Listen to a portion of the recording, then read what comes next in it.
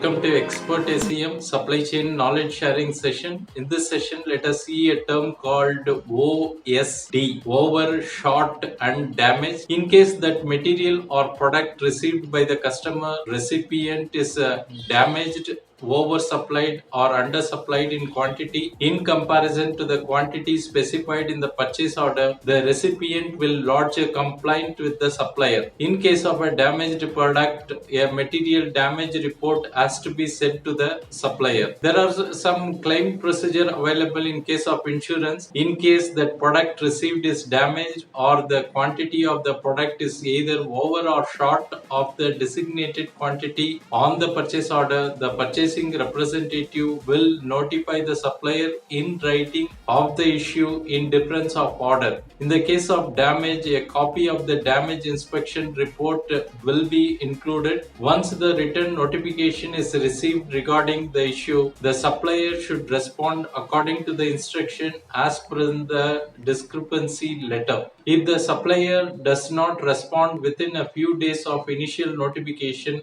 the buyer can notify it to the company regarding the issue and take necessary action. Thanks for watching. Bye.